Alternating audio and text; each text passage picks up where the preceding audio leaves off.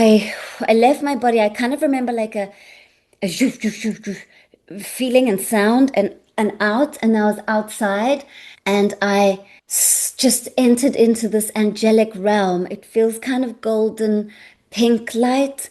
For me, it was like light. It was more like light and feeling, like feeling that you're in the warmest bath of love. And we're at the maximum polarity on Earth right now, meaning that the dark and the light is really visible. We're able to see, and you can see it in countries, in different people, like polar opposite thoughts or ways of conditioning or beliefs. And it has to come up to the surface and be fully seen so that we can birth this like new earth, this new light, which is the oldest light ever, but it will be new to being on earth because for so long on this earth, we've been running as a program from the fear.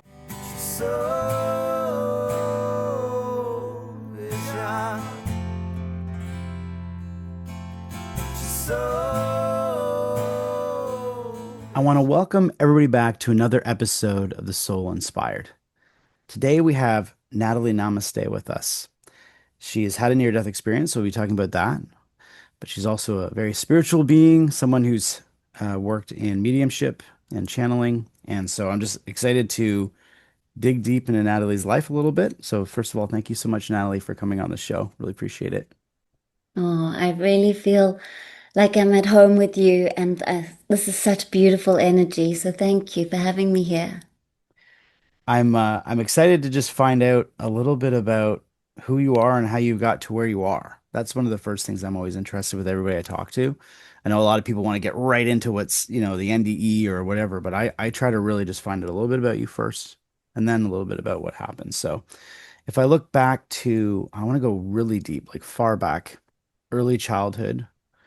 So who I would say little Natalie was, or is, or was, still is maybe, and your influences, your lifestyle, things like that. So just a little background on who you were and maybe what spiritual influences you had around you.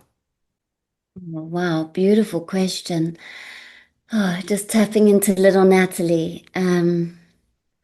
Well, I feel like I didn't forget when I was born. I feel like I didn't forget that we're something greater than just the human aspect with the third dimensional mind. I have these like tiny glimpses of memory of me being really little in the cot talking to angels. Mhm. And my mom, she said yes, she'd walk into the room and I would just be talking and pointing in my own little language. Um, and then what started to happen was this immense light, and even as I'm talking to you now, it's happening. Oh, like goosebumps and tingles.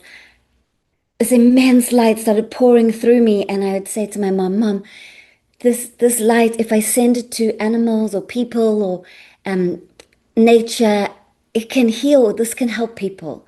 And so my mom was very kind and loving, in the way of like really listening to me and accepting what I'm saying and kind of encouraging me to talk about it.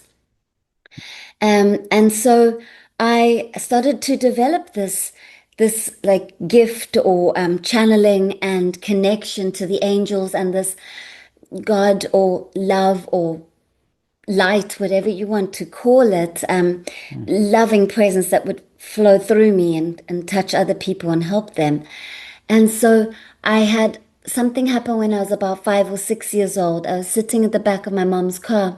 I was looking out the window and I was seeing the school and the people and the buildings and the trees and everything. And I just asked God or the universe, I said, if there isn't all of this, what is there? And boom, it happened. I went into like this emptiness, which was so full.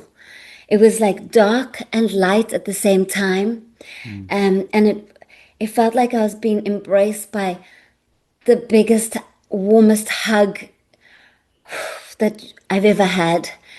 And then, oh, I came back into my body and I just knew that that's the truth. Like that's what we really are. And then this, which is Natalie, is like a character in a show, and I get to play and be and learn and explore.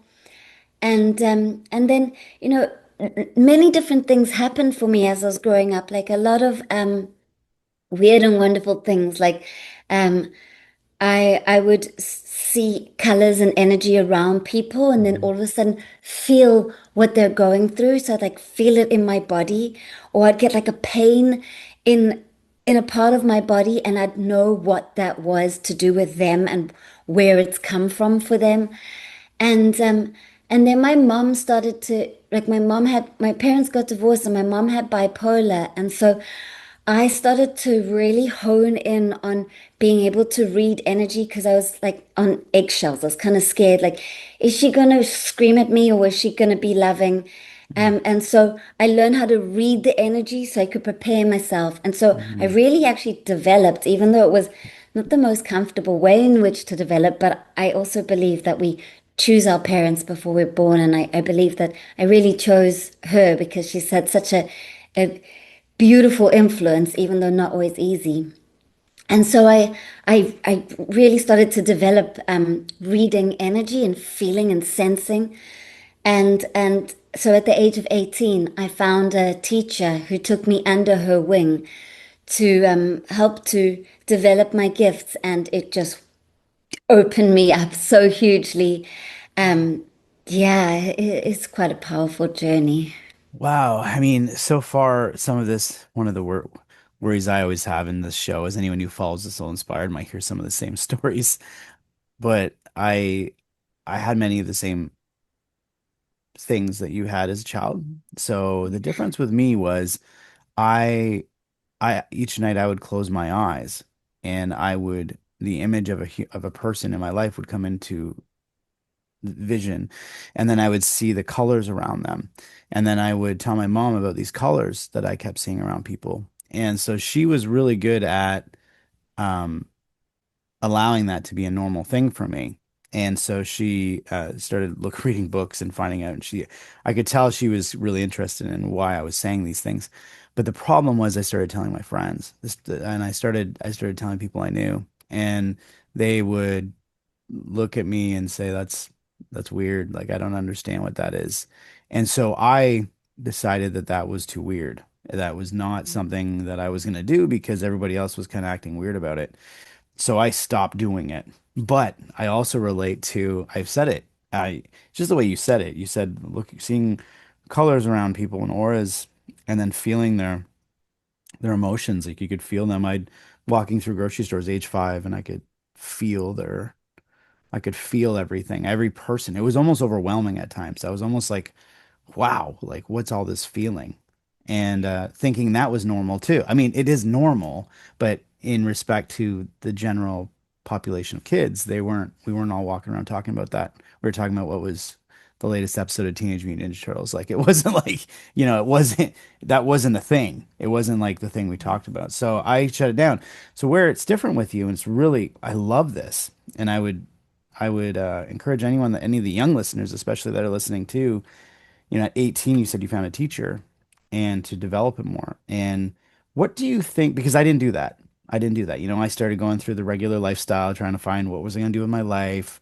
Um, but still longing for this understanding of what is going on. Like, what is this? Like, I'd always be like, what is this thing? What am I carrying around with me? And a lot of people don't do that. So what encouraged you to do that? Is there anything particularly, or is this just who you are? Just curious. Actually, it's interesting because I met with a friend who's been a friend for a long time, a few months ago, and she reminded me, she was like, Natalie, you've just always known that you're a healer and a teacher. You've been talking about it since you were young, Mm, and you've like with your psychic ability, you've always said, oh, you're going to bring community together and you're going to help thousands of people. And I was like, oh, because I forget. Like I just channel and I forget. I really have an awful memory. And I kind of like that because I live very present in the moment. And so she reminded me of that this was just a knowing. I've always known, like I remembered my soul purpose, and I'm just like, there's one path and I've got to follow it. Even though I studied marketing. I then worked at like Wembley Arena in London, like in a marketing job. And Mm, then I lived in Thailand teaching kids English. And so I did um 3D jobs as well, but I right. never stopped giving sessions, reading energy, and learning.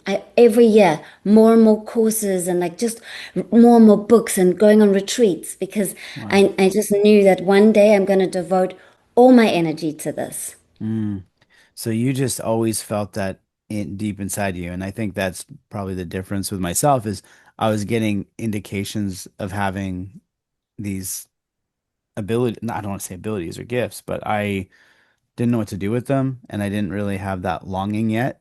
I think I had some learning to do possibly, and as I have, I'm not sure. I'm not sure. I always just was curious, if someone had that, what was it? Why didn't I do that at 18? Instead, I developed severe anxiety. I developed debilitating anxiety to a point where I was fearing death because I actually convince myself that once you pass, that's it, that we turn to dust and there's nothing else to us. And that was very scary. And that's what got me into this near-death experience obsession, I will say, trying to understand. So reading books and like thousands of NDEs, and then fast forward to now, here we are where I speak with people all the time about their experiences. And I understand too that you have had a near death experience or and and I know those can be some people it takes a long time to share. I have other people who are in their 70s and that happened when they were four, and they're now ready. And I've always been like, why? But then as I've discovered more and more people that it can be a very personal experience. It's very personal to the person. But I understand you have shared it, or you're just starting to share it a little more. I didn't know if we could dive into that a little bit and find out a little bit what happened, even Oh, briefly. yes. Hmm. I'd love to share it. And it's true, like I've been on many podcasts and I haven't been ready to share. And then only recently I processed it fully, and I re-accessed it and opened it. So I'm very happy to share because I know how much it's going to help others. Okay. Well, So we yeah, appreciate it. So, yeah, if you want to get whatever information you want to share with what happened, yeah, is helpful. Yeah. yeah. When did this Okay, so happen? Which year was this in? it's 2007. So Okay. I was in my like mid 20s, and I'd been working in London, and I it was cold there, and my friend and I and my boyfriend at the time, we all decided we're going to leave London and we're going to go travel, and we're going to go live in Thailand. And so before we went to Thailand, we went to Indonesia, and I flew out there first. I'd already trained in Reiki level 1 and 2. And so I did my Reiki masters. And I feel like this is an important part. I feel like that really helped to save me. So I did my Reiki masters, which means Reiki, raise universal, key is energy. So I was attuned to channeling even more light, and a deeper connection with the universe. And then my friend came over, Lolly, and we started traveling, and we went to Gili Islands, and we were taking the local like anti-malarial tablets. And I remember looking in the mirror, I had a mosquito bite above my eye, and for some reason, something inside of me was like, just notice that. And that's Mm. all. And then I started getting like intense fever, especially at night. And so I would just I was in my 20s. I was like, oh, well, I just want to get on with having fun. I'm just going to take a paracetamol. And then someone said to us when we were getting on the boat to go back to the mainland, they said, keep an eye on that. There's malaria, there's dengue, there's stuff going around here. So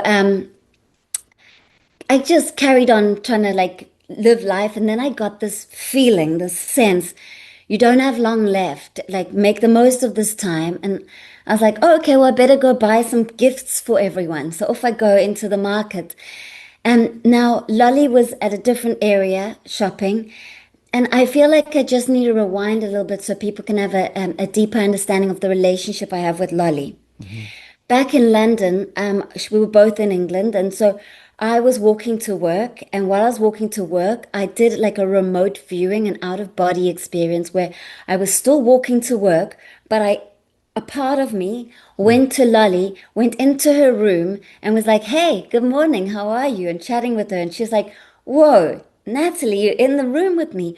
And she messaged me afterwards. She's like, "Did you just come visit me?" And I was like, "Yes, I did." Wow. Yeah, Wow, that's fascinating. That's exactly.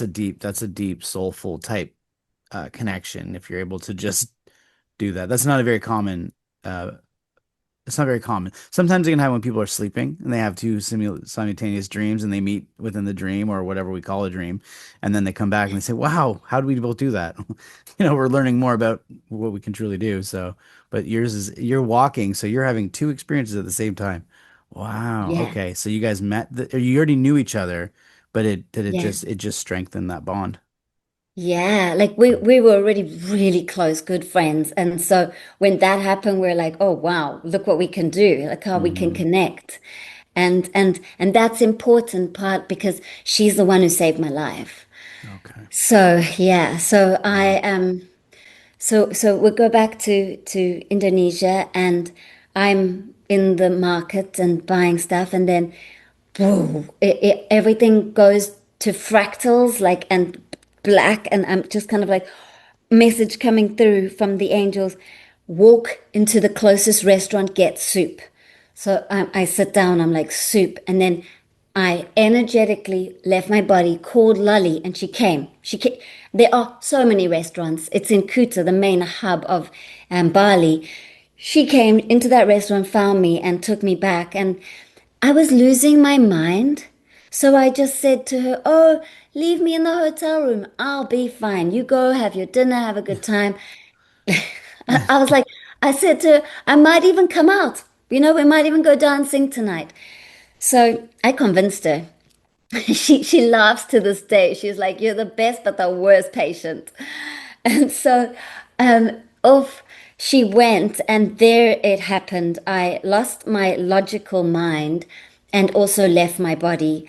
Um, I I I left my body. I kind of remember like a zhoof, zhoof, zhoof, zhoof feeling and sound and out, and I was outside and looking at my body and then realizing this isn't right. This isn't right. So I went back in and then I kind of realized I'm talking to the fan in gibberish, like I'm not making any sense.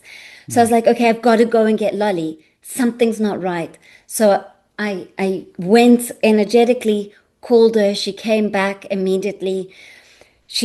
I mean, little Lolly carrying me, little me, down the road. She said that all the youngsters on the steps were all drinking and they were just laughing at us, thinking, I'm drunk.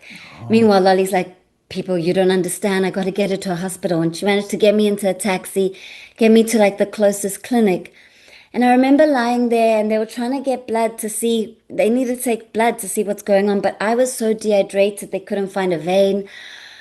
And eventually they took blood and we were there. And they went off and they came back and they were telling that they were just trying to work out what I had. And there are 5 different types of malaria. There's only one type that kills. It's cerebral malaria. I got that type. Oh. Okay. Yeah. So my brain was being like affected by this parasite. So no wonder I was not thinking clearly. But I think this is very important because I had to lose my 3D logical part of the mind to access these other parts of the mind and beyond.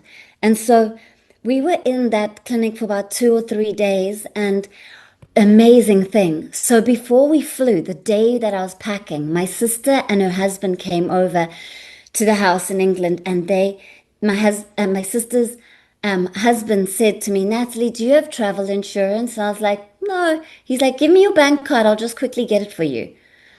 Thank goodness, Mm. because the travel insurance were amazing.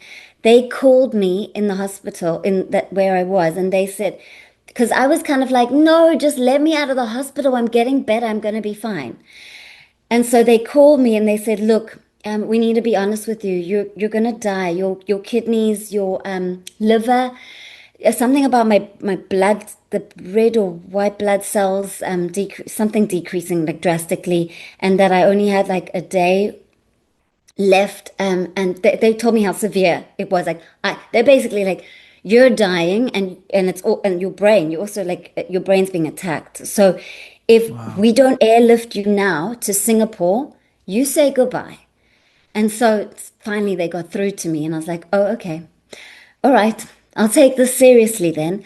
And then, so I don't really remember a lot, but I kind of remember being in ICU, in Singapore. Like they sent me to the best hospital because I needed like the best help. Mhm. And so I remember kind of being in and out. People who get cerebral malaria, you kind of go into like a coma. You can have like seizures, and it's pretty intense. Wow, I can feel stuff happening in my brain right now as I'm sharing this with you. Mm. But the memory of it is quite strong. So somehow when I was back in my body, I knew something was happening where my body was, I was becoming super sensitive. I was becoming ethereal, and my physical body couldn't handle sounds. It felt like any touch was like, oh, it was like weird.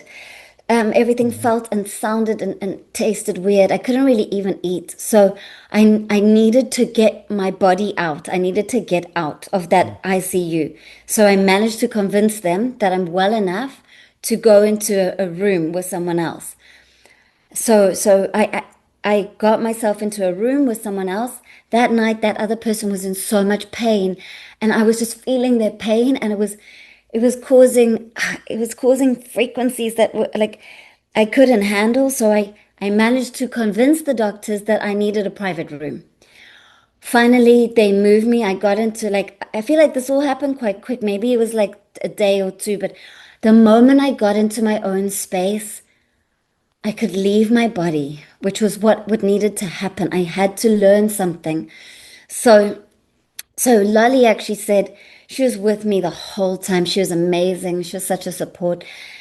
She said that she'd never seen someone with such like white lips. She said I was gone. I looked like a dead person, and so I was gone, and I left my body, and I just entered into this angelic realm. It feels kind of golden pink light, and 120 angels. Now, I already knew from when I was 17 years old working in a coffee shop, a psychic had told me that I'm on earth to help with ascension, and I've got 120 angels that work with me. So I already kind of had energetically met them, but now I was with them. It was the most incredible feeling. And they said to me, Natalie, this is part of your soul contract. You always were going to come and spend some time with us. Mm. And you're gonna remember things. We're gonna help you to learn some things, and you're part of your life purpose is to come back to earth. We're not letting you die. This is not your time to die, but you're gonna come back, and you're gonna be the angel connection. You're gonna help people to know that they have their own team of angels. They all have their own guardian angel helping them, and you're going to help them to understand this. You're also going to help with healing, and we're going to teach you about colors and light and how frequencies and light can help to heal the body fully. And then they said, look at the light of you. So I was just energy and light, like kind of like silvery white moving light. And then there was this silvery white cord going from me to my body into the navel, Mm. and then feeding and filling the body. So I could see my body was just barely alive, but it was still alive. My heart was like still like pulsing a bit. I was keeping it alive. And they said that this is going to take some time, but during this time, we're going to keep sending energy and light. You're going to keep needing to go back into your body to keep it alive. Um, and so, yeah, it was pretty powerful because what they explained to me was that they said that before I was born, I said to them, do not leave me. And in order for me to go down to earth and live this life and be a teacher and a healer and a guide, I want the support of the angels always. And I would like a time when when I have a body that I can fully come back home. And so this was planned. This Mm. was part of destiny. And so and they said, so I ended up being 2 weeks in this hospital in and out. Wow.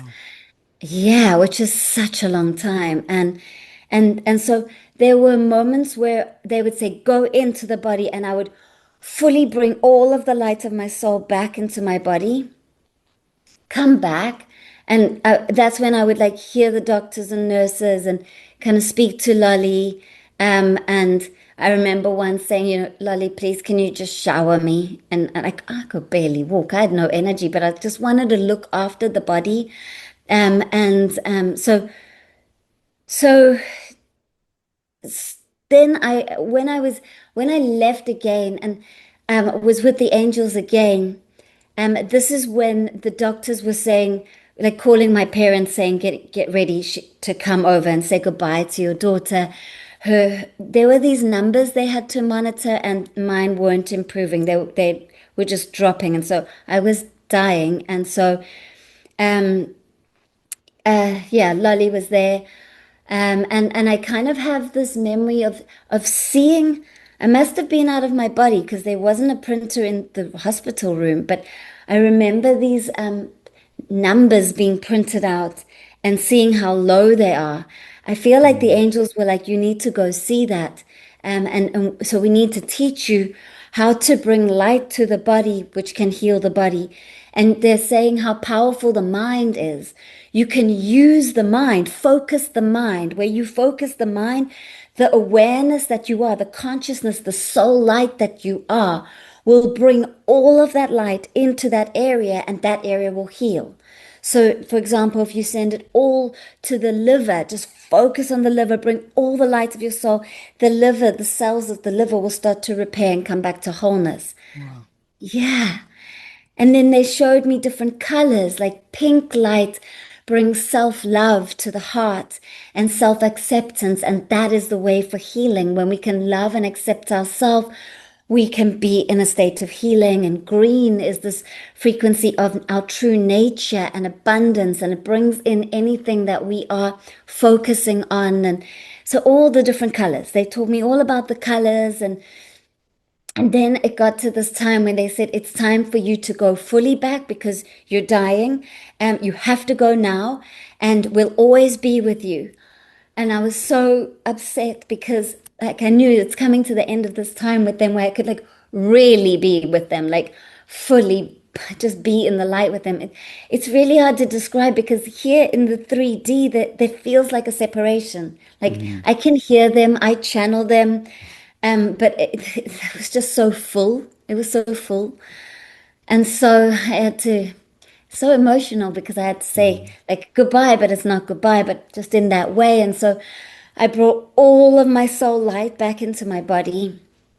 And I can feel that light right now, so strong, and all the colors, and I could sense them around me, like really just part of my team. And slowly but surely, my numbers went up. But Lolly said it was so slow. Yeah. Like the doctors, the nurses, but at least they were able to tell my parents like good news. And so then it was slow, slow, slow. And then I started to heal and recover all organs, my brain. Like I should have had brain damage, but my brain fully healed and recovered. Wow. And the travel insurance called me and they said, well, you're healing, we're going to fly you back to England. And I was like, no, no, I need to keep traveling. This is my life. I've got to go to Thailand. They're like, Natalie, you almost died. Somehow I convinced them. And You're good at convincing. I don't know how. Right. I Yeah. have no idea. It must just be my soul light of like, this is my journey. Please understand this is what actually has to happen. And they can feel it. They can feel like this is Hmm. what needs to happen. And so then off we went. We left the hospital. I managed to walk out of there and be fully healed. And then we went to Thailand. And in Thailand, I remember one evening there was this psychic who looked at me, and she only spoke Thai, so I had a friend translate. She made me turn around and she looked at my back, and I've got lots of moles and freckles, and she looked at the markings and the energy, and she said, "Oh, you're an angel. You're an earth angel." To be honest, it's taken until very recently for me to be able to say that because, Mhm. the lower mind doesn't, it keeps us small. It's hard to kind of believe that we could be something greater. And so she said that, and then I started to do a course with Diana Cooper on angels, and really develop my gifts. And then I went to this ashram where there was a monk guiding a group, and he turned to me and he said, "Oh no, you've got all the answers. You guide the group." And so it basically flowed like this. Life, I really got pushed into these spaces of guiding, leading, and helping others, and it was just beautiful. And it's changed Wow. my life. It's opened me more. I mean, I was already spiritually aware, but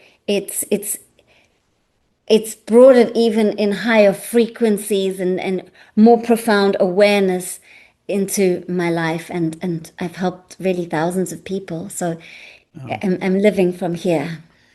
Well, it's beautiful. Thank you for sharing that experience. It's again, this is why it's a personal experience when people come close like this. It's not only a personal experience from a physical, it's personal from the soul, from the spiritual.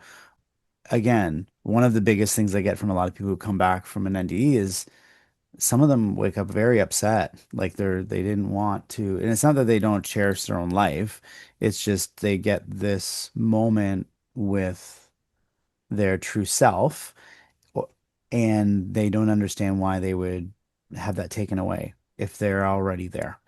And so, but it seems like you were kind of preparing and you were given the understanding that this was already in your cards. It was a moment that you were going to be given, but then you had to bring it back. And then the other thing that I really find fascinating is this idea of bringing all of your energy and channeling it into parts of your body to heal. And it sometimes I bring up some of the big well-known NDErs, like Anita Morjani. There's different people who've had miraculous healings, and it makes me wonder if that's what's going on, if they're coming back. And I know that some people come back and they actually get real, like they get our physical treatment too, which whether it's chemotherapy, all these different things. But even so, a lot of those times those shouldn't help, as and somehow they're miracles when they heal. So, and it's like you said, you had 100% healing, right? Like there's no um, damage done or anything like that. So it's unbelievable. And when you were in this place, did it feel, did it feel, if you look at the world around us, so the world that we have, was there anything on the other side that resembled here? Like sometimes I wonder if what we have here is a in correspondence to what's there. So whether it's trees and nature, like because people talk about this, they see all this beauty, and we have beauty here, and I feel like we pull it here, if that makes sense. And so I feel like that's the true nature of it, and then this is kind of like the carbon copy, if that makes sense. So I'm wondering Yeah, if you felt that, or what was it, what did it look like there when you were with the angels? Do you remember any of that? Do you have any memory of that? yeah. It's for me. It was like light. It was more like light and feeling like like feeling that you're in the warmest bath of love, Mhm. um and and angelic, like frequency, like like sound of love. That's really hard to describe. Mhm. What it feels like is that it's here right now, and it's always here. Like I feel like we're inside it always. Like it's not gone. Like even though I'm not in the fullness of it, I can still feel it. Mhm. And so it's here right now, available to us always. And then what I sense is that we have this powerful, amazing mind, and we use this mind to imagine. And the more we imagine, the more we experience. So we like imagine these trees and this life and we create it. And it's like inside, what we're imagining is inside of this immense light and this like loving current.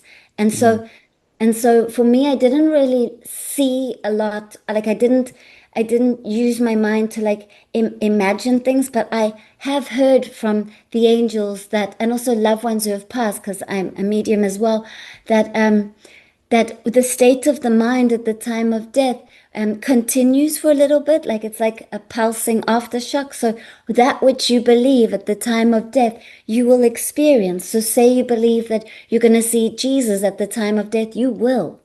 And mm. so, you know, if you believe you're going to be in the Garden of Eden or something like that, you're going to have that experience, and then you're going to be fully embraced by the light.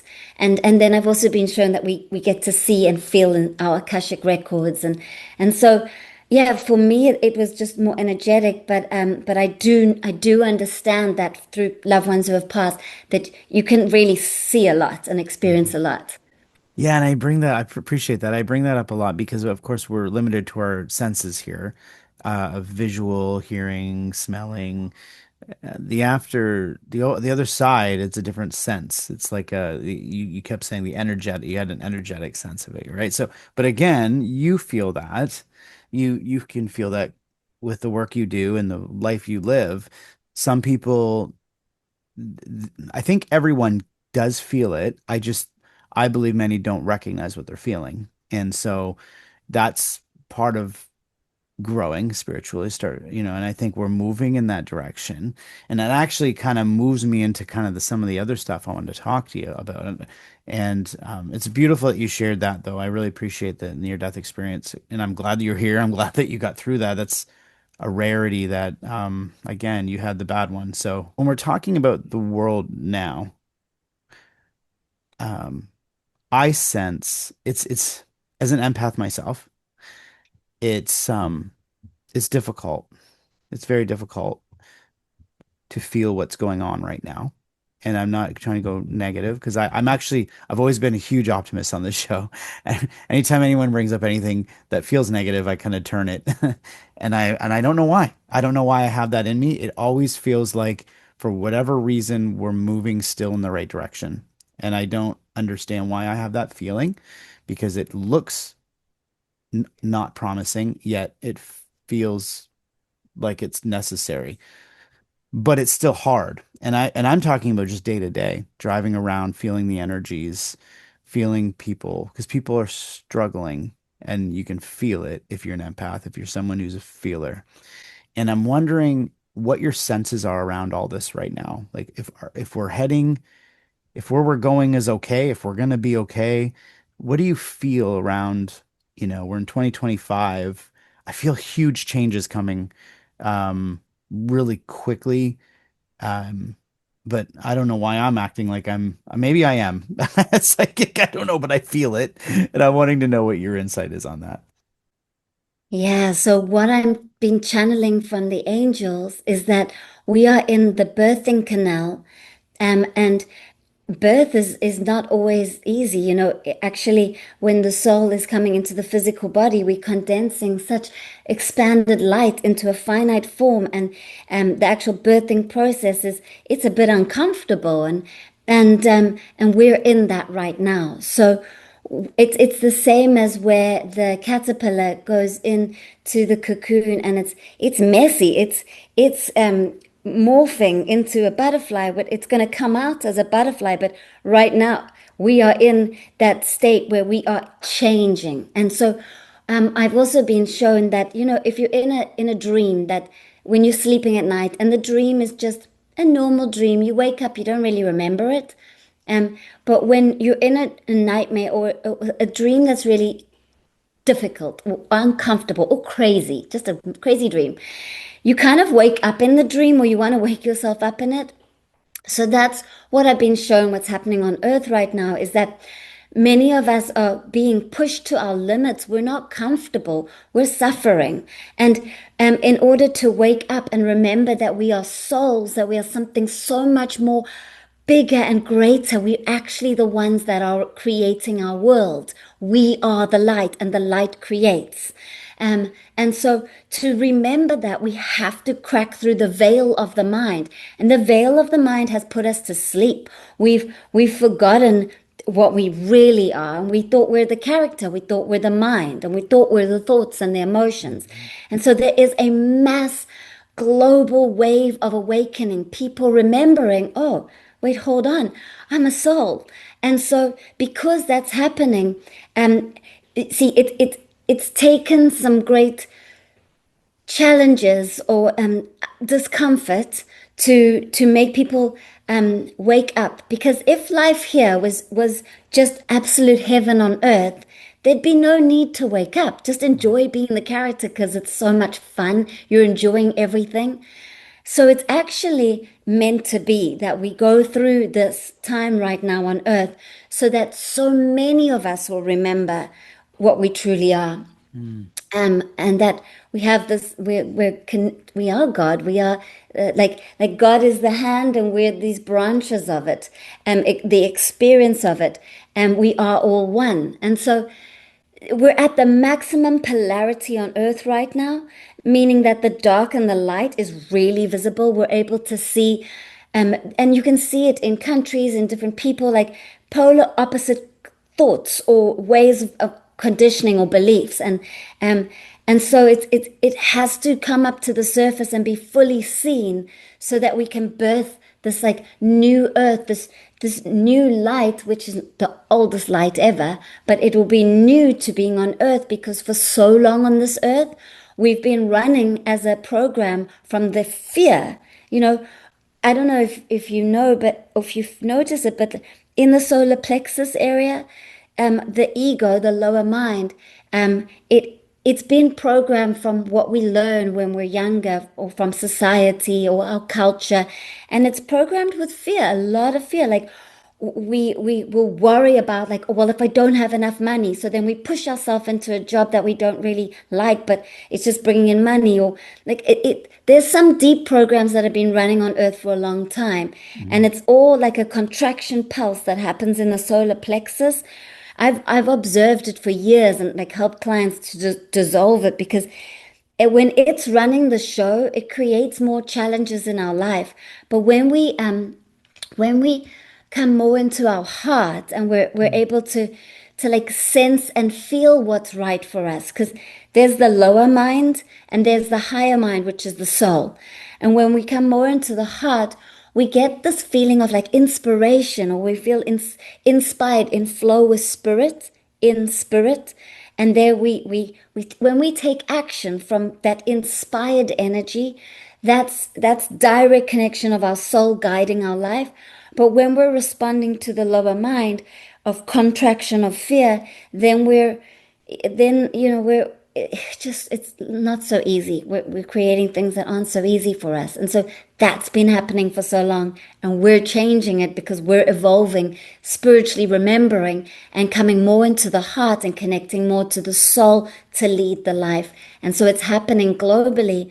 But also, the angels have been talking about the sun having these solar flares and solar flashes. Mm. They showed me like a new hole in the sun just the other day, and they said there's like flashes coming from it. And I mentioned it on my YouTube, and many of my community have said they've been seeing flashes and feeling energy changes. And what's happening is it's activating heat underneath the ocean. And I keep seeing like tectonic plates moving, and I keep seeing heat coming from the center of the earth up and like moving it up. So like underwater volcanoes is what I'm getting, more earthquakes, I'm getting more seismic activity. I've also been shown like 5 earthquakes happening at the same time, similar time, that create a pattern in the ocean. So the angels are really showing me things that are happening, and they're saying that all this is happening because we are facing the darker parts of ourselves, those conditions, those programs that have been running our system, and they're bubbling up to the surface, like the dark night of the soul. You know, when Mhm. you're just like in it, and you're just feeling all the emotion, and your mind is just taking you to dark places.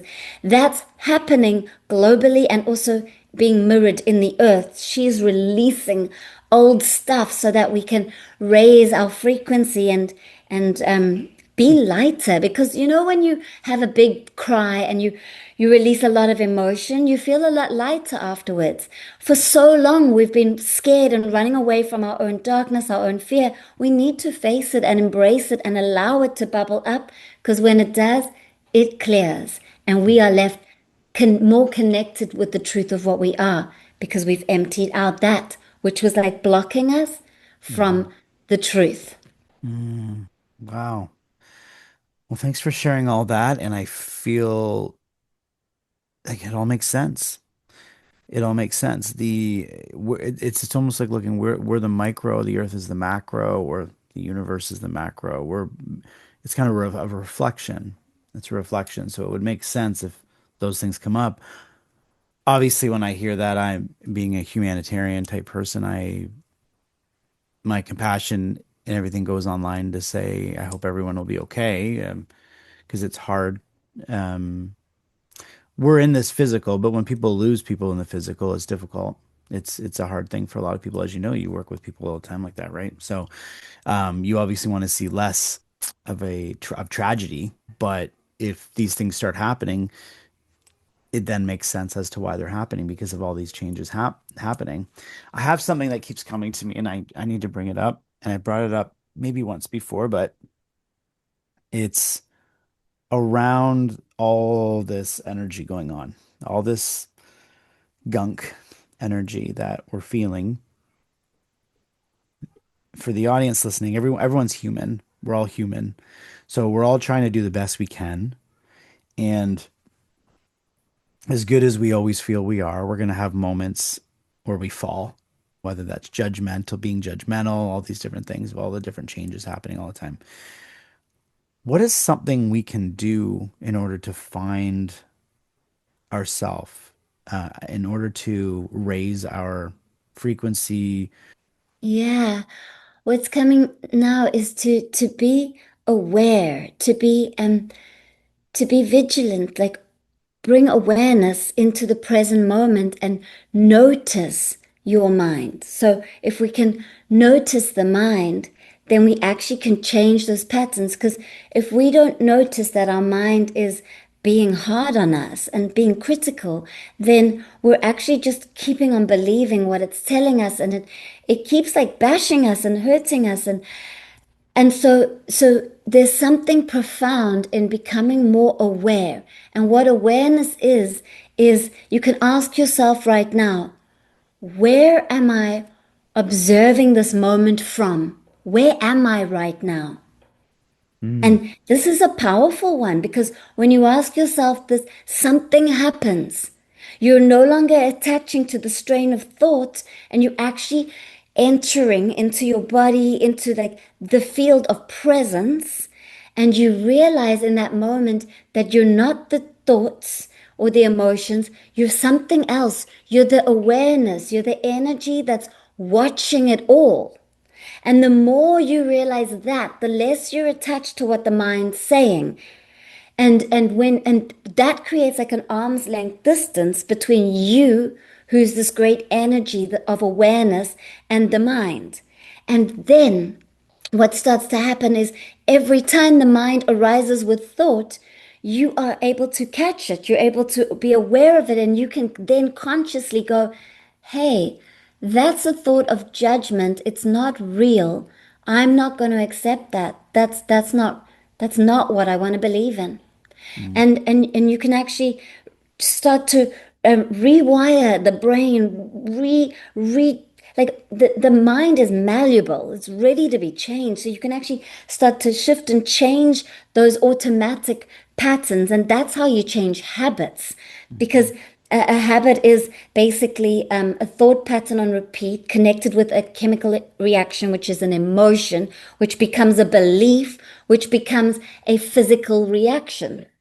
And right. so with this, you're able to really use the awareness and say, I don't believe that. And so you actually start to unlearn all those programmings and conditionings. So it's not that we need to create spiritual practices to become more spiritual. Actually, we're already spiritual. That's our divine nature. Hmm. It's that we need to unlearn all the things that we're not. So that's where the work is. Wow. I love that answer. And I love just using the where am I right now because it brings us back into our own awareness and it takes us back to who we truly are. And that's why I said to you, there were times I've said this many times where, especially in my teenage years, where I'd start looking at, I'd be walking and I'd see my arms swinging just out of the corner of my eye, and I'd think, what is this? Like, what is this? There was one time I stopped in the middle of a parking lot, and there was between my house and my school, there was a parking lot. It's big. It was a college, and I stopped and I was like looking at my arms, and I remember just kind of being like, what is that? Like, what is this? And I started, and it kind of, I was good for a while. For about 5 minutes, I was actually excited about this idea that I was questioning this. But then I panicked because I felt disconnected from like Joe, like the 16-year-old Joe that had to go to school and hang out with my buddies. Like I didn't, I was like, uh-oh, what's going on? Like, and it panicked me to a point. I'm pretty sure that day I went home. I'm pretty sure it was just enough for me to say, I can't handle today. That's not going to work today. And so, but with I think with spiritual maturity or just becoming more aware of who we are and having more of a calmness about. I mean, I was 16. I was, at an age where it's a little more difficult to understand that. I think most of the audience is more mature and they can kind of sit with it and question things. And you're right, it can change the way your thought processes go and the way your habits develop, and you can unlearn some of those things that aren't serving us. So I love the way that you described all that. And I was just always curious of it because I fall victim to it too. I feel like 99% of the time I'm a really good person. And then 1% I do something or say something and go, who's that guy? Like, what's that? But it's because I'm in that mode. Someone just cut me off on the road and I want to like chase them down or like just certain things that just it still happens. So I appreciate you answering it the way you did. So you're saying though that you're seeing all these things happening in these moments where we are noticing changes in the world, and do we just do our own work internally or do we try to affect others?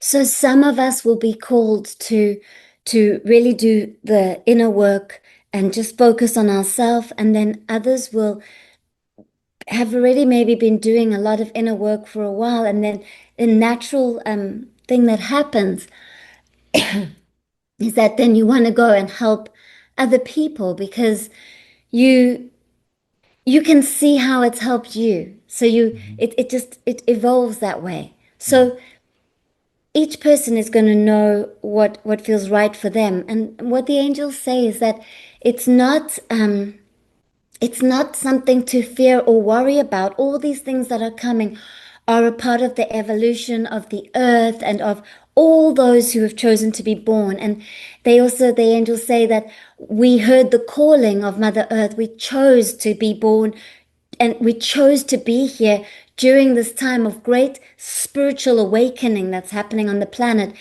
And they also say to me that in the future, this won't be available because in the future, many of the souls that are born will never fall asleep. And so we are here during a very special time because we get to fall asleep and we get to then wake up and have that experience. How cool is that? And right. so, yeah, it's so different. Like, what kind of a dream are we dreaming up? It's awesome. And so Mm, the angels are like, there's nothing to fear here. Like anything that happens with the earth and everything that's happening, like with the governments and everyone's playing their part exactly as they're meant to for the great awakening that's happening to birth this wonderful new earth where more people are going to be in community and leading from the heart and remembering that we're all consciousness and we're all one. mm, And so And so they're saying like really embrace this time because it's very special, even though it's dark and light at the same time and the discomfort's hard. They're like the biggest lesson is, can you embrace the discomfort as much as you embrace joy and the happy emotions? They're saying like, can you sit with them equally? Because when you can do that, when you can sit with an uncomfortable emotion, what happens is, so for example, for me, I had depression and sadness, and so I one day I was like, I'm just going to sit with the sadness, and the mind's natural thing that it wants to do is to find out, why am I sad? And actually, that day I said, I'm not going to find out why, I'm just going to be sad. And something incredible happened. I went into the dark pit in my heart and I just cried and I cried. And then I was no longer afraid of the darkness. I was no longer afraid of the unknown, which is the one of the biggest fears we have, the fear of the unknown or the fear of death, or, and so I sat with that. Sadness took me through that portal. I see all emotions as portals to come back to oneness. And something incredible happened. I faced it, and then I realized that all this time the lower mind, the ego, was trying to keep me distracted and keep me away Mm, from coming back home to God through my heart, because that emptiness is God. God doesn't have a human perception and God doesn't have thoughts. It's empty space, it's spaciousness. And so we avoid the void at all costs, but when we allow ourselves to go into it, we come back home. And I went home, and all of a sudden I didn't have a mind talking. Like everything was still, kind of what happened to you when you were looking at your hand. mhm, It was profound. It was just so deep. And then I realized that I got flung through this oneness. And what happens is, when you face one emotion, sadness, let's talk about that. And then its polarity exists in our energy field at the same time. All emotions come with their polarity. So deep sadness was in my field, so I faced it and sat with it, and I went poof, through this portal, and then I expanded into this absolute joy, like with the opposite of sadness. And mhm. so we can do this, and it's available to us now, here, in any moment where we just allow ourselves to be with what's arising. Mm. And we have to work through that and we have to work it to get there. And I understand that. Do you, speaking about the work that you do you work with people to help them find this, or are you more of someone who just is a medium or psychic towards people, or are you kind of do you do everything? I'm just curious the kind of work you do and how people connect with you. Yeah. So I teach Reiki, which is universal light. I teach levels 1, 2, masters, and holistic healing, which is a spiritual awakening journey. So, like for example, in level 1, you learn about the mind and the emotions and where they're stored in the body and how the physical symptoms show up, so that you can understand when you have pain in the heart, what's really going on there. And then we go each level deeper into it, so that you can heal yourself, that you can use powerful, like, daily tools to come back to the expansive, beautiful, infinite being that you are. And it's a process. So that's why it's a few courses. But more than a course, because I channel. So I call it a retreat or a journey. Mm. Yeah, and so I teach that a few times a year. I just really, I don't push. My lower mind doesn't really have a say anymore over what I do. It's more like when I get a feeling that this is Mhm. what I need to do next, like a feeling to be here in this podcast, and so I'm just giving space. And at the moment, what's coming through is to create community. So I have a beautiful YouTube community, which is Natalie Namaste Healer. And there I channel the angel messages. I do energy updates about what's coming up, and tools on how you can navigate daily life. And people ask questions, I channel answers in the videos. And then I've also got, well, I've got a Instagram community, which is Natalie Namaste with an underscore at the end. And that's more like short, quick, powerful, like how to work with your mind and emotions. And then then there's my website, natalienamaste.com, and there just spend some time because there's a lot of resources. There's like a free meditation to raise your frequency and protect you and connect to your angels, and there I also have like under there's a tab book now. You can see all the different offerings. So yeah, Mm. I do have one-on-one sessions, but you have to email me because they get booked up. There's a waiting list. Every 11th of the month. Every 11th of the month's I really love that. special. Yeah, because I was at a Lee Harris retreat, and Lee said to me, he's like, Natalie, you need to offer to people. You really need to start offering. So I created this 11th every month on the 11th, where I have like other teachers also come, like Suzanne Giesman's coming on the 11th of the 11th November, and different teachers. And so together we create such a powerful portal for people to receive messages and healing. And Mm. so that's available for everyone. Like it's a worldwide open group. So I there's love many I things. love that, and I love how you have all the different options and everything. The 1111 thing is so fascinating. I want to get someone on where we can just talk all numbers. I started seeing 1111 around that age, around 11.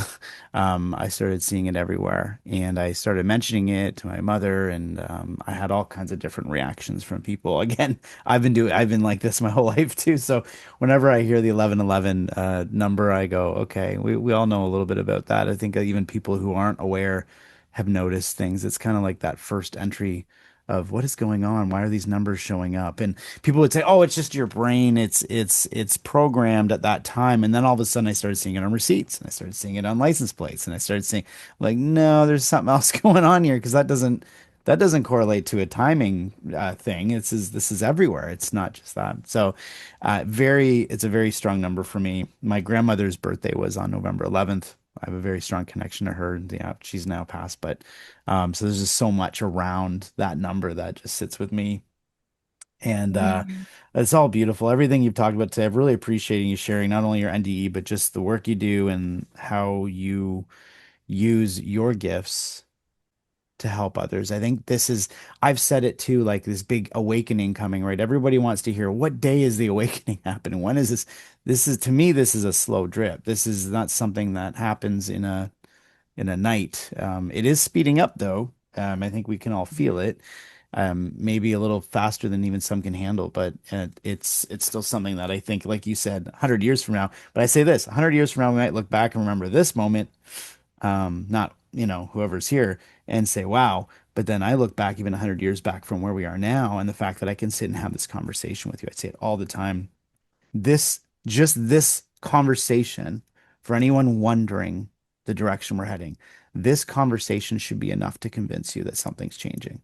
Because 50 to 100 years ago, this would not be possible technologically and just from a place of what's accepted and allowed and all these things, right? So, just wanted to state all that. I end each session the same way with all my guests, and I'm curious what your feeling is around this, whatever comes to you, just like everything comes naturally to you. And it's that if, I mean, I want to say to you, what is the reason we come here? Why do we incarnate? But some of it is because I hear people's messages of the other side and who we truly are at our higher self. And I mean, it sounds all beautiful. And I wonder, why would we come and do this if that is what's out there? To experience ourself as a separate form, to because as oneness, as consciousness, as God, there's no experience. There's just nothing forever. There's just empty, beautiful energy being. There's just beingness. There's no doing. There's Mm, beingness. And then the beingness had a spark of mind, and the mind is the most powerful creator, and it's just creating infinitely more experience. And so it's that we are consciousness having a human experience. How incredible is that? That's a miracle. We're here. I call it the pointless point. From the point of consciousness, there is no point. We don't have to achieve anything. We're just here to be with whatever it is that arises, we're here to just enjoy and experience, have the experience. But from the level of the separate human self, we then get these ideas and inspirations and these drivers. And so then we create points that we want to achieve and experience. And so that's what it's all about. It's just about um, having the experience, and with awakening, then we get the opportunity to expand even more and create with a wide open mind rather than a finite mind that's conditioned. So we get more opportunity to dream even bigger and imagine even further, and Hmm. just tapping into that 1111 energy, because so many people are connected to it. It's coming up so much right now to remind us that we are all one. That's our true nature, and that we get to have this separate experience. And I've actually channeled all the numbers. So if people do want to, yeah, I Oh, woke up wow. one day at 5:55 a.m. And I just was like, whoa, this means something. And so I sat and I channeled all the numbers, and I've put them on my Instagram under a highlight that says numbers. Or, I mean, people could email me, and I can send them a link for it. Wow. But yeah, I just, that's what it is. We're here to be God consciousness, love, having a beautiful, expansive human experience. I love it. And it is interesting. I might be checking out the number information that you have out there because it's been a huge piece of my life. So I also I don't know if this would be a bonus question. You can answer it briefly, but it's just my thought is that yes, we're here for this experience, and I love how you said it's like a pointless point, in it, which is also beautiful. I mean, it is because we've created this experience. I do feel though, in the grand scheme of things, that there may be some type of uh, like our soul in a way is learning from it. There's something being expanded through this experience. So I think even though there's a pointless point, I think it was created in order to expand our higher self. And I'm wondering if that resonates with you or if I'm completely out of line saying that. I agree, because so from the level of the soul, because the soul is still separate from, like, if we're in the oneness, there's no point. It's just oneness being separate, having that experience. But from the level of the soul, because our soul is already its own individual experience, it does have an evolution. Like the Mm, soul wants to right. keep learning and exploring, and it will come back and have different lifetimes, and it will go to other planets and dimensions to keep learning and growing. Like the soul is, I'm getting goosebumps. It gets to have such a journey. And so I feel that we have lifetimes where we have like suffering and pain, and then we have lifetimes where we have joy and beauty, and everything in between. And I feel like I do believe in karma, because karma means cause and effect. I believe that the cause is what we think, what we feel, what we vibrate. So our vibration, sending out frequency waves, creating the appearance, creating the dream world, creating this reality that we are experiencing. And so, as we continue to think and feel, we continue to create an experience. And so, at the time of death, what we believe is what we're vibrating, which will then create our next experience. And so, it's a Mm, continuation of evolution based on where we're at, where our energy is at, until maybe we get to a point where we. So it's like oneness expanding into multiplicity and evolving. And then we reach this like beautiful evolution of where we've experienced everything. And then separation coming back, multiplicity coming back to unity, coming back to the oneness. And at that state, there'll be no more karma, because there'll be no more attachments or resistance. There'll be no more mental, emotional, um, yeah, attaching or resisting. And so then there will be no more cause for an effect for hmm. life. And therefore, one melts back into consciousness, God oneness. Right. And and then I think we probably leave it again and have another Right. I was experience. just gonna say, and then it's the next step of what, because we're infinite, so it's just keeps going. So Yeah. Wow, that's beautiful. Thank you. That's a great way to end the show. I've really appreciated you being on, Natalie. It's amazing to just listen to your wisdom and also on and just your energy is just it's very addictive as well. So I would encourage anyone that's been listening and enjoyed the conversation to check out natalienamaste.com and all the other ways that you can connect with you. And did I always connect to the audience again and say, please continue to like and share and subscribe to the Soul Inspired. If this spoke to you, please share it with somebody if you think that it would help them as well. Thank you so much, Natalie, for being on the Soul Inspired. I really appreciate it. Oh, thank you for having me. Namaste. So